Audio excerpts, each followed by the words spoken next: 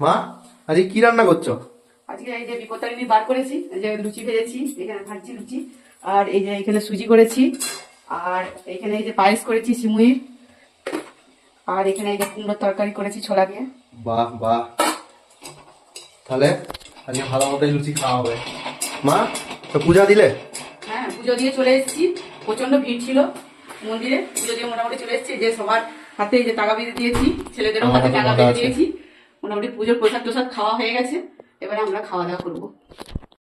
তো আমরা এই যে এবারে খেতে বসে গেছি। এখানে লুচি, এই যে কুমড়ো তরকারি, সুজি, পায়েস সব আমি আমার যা যা করেছি খাবার সব নিয়ে নিয়েছি।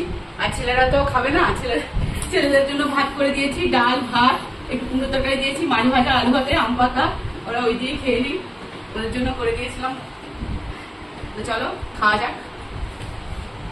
তো লুচিটা তো খুবই নরম হয়েছে।